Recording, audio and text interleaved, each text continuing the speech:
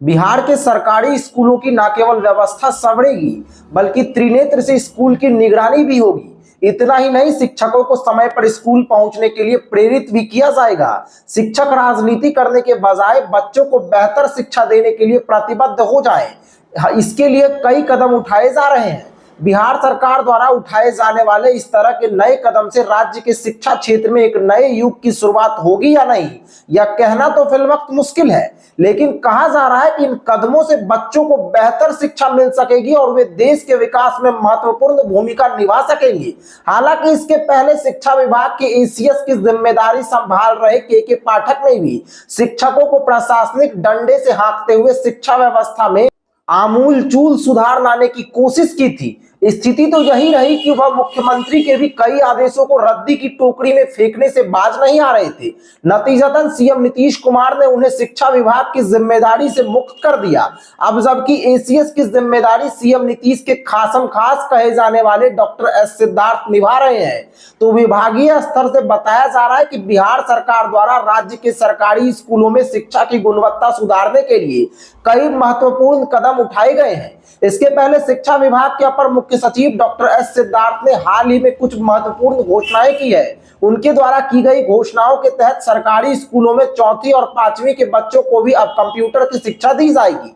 S Siddharth ने इसकी घोषणा करते हुए कहा कि 6 से 8 तक के लिए सरकार ने एक किताब प्रकाशित की है, इसको आगे भी अब विस्तारित किया जाएगा। शिक्षा विभाग के अपर मुख्य सचिव द्वारा जारी नए आदेश के तहत अब चौथी और पांचवी कक्षा के बच्चों को भी कंप्यूटर शिक्षा दी जाएगी। सरकार ने 6 से 8वीं कक्षा के लिए कंप्यूटर पाठ्यक्रम पहले ही शुरू कर दिया है। सभी सरकारी स्कूलों में कंप्यूटर लैब स्थापित करने की योजना है।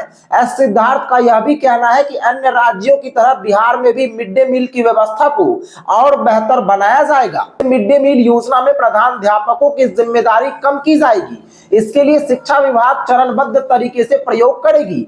10 जिलों के 2-2 पंचायतों में यह प्रयोग शुरू किया जाएगा। यदि यह प्रोजेक्ट सफल रहा तो सरकारी स्कूल के प्रधानाध्यापक मिड डे मील योजना से पूरी तरह हट जाएंगे।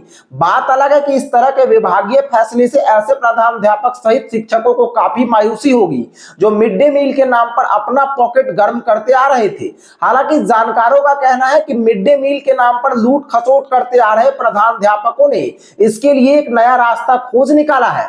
खैर, नई शिक्षा व्यवस्था को रेखांकित करते हुए एस सिद्धार्थ ने बताया कि सभी छात्रों को अगले साल से 2 अतिरिक्त कॉपियां दी जाएगी। सभी छात्रों का आधार कार्ड बनवाना अनिवार्य होगा। इतना ही नहीं, छात्रवृत्ति की राशि को शैक्षणिक कार्यों में ही खर्च करने के लिए प्रोत्साहित भी किया जाएगा। बच्चों को सभी विषयों के लिए अलग अलग कॉपी बनानी होगी।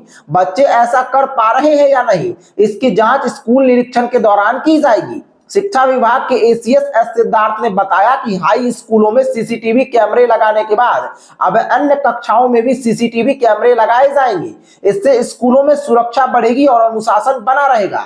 साथ ही शिक्षकों को शैक्षिक किट और डायरी के उपयोग के बारे में प्रशिक्षित किया जाएगा। शिक्षकों को विद्यालय में समय पर आने के लिए इस कदर प्रेरित किया जाएगा कि वह अपनी जिम्मेदारियों का निर्वहन बखूबी कर सके।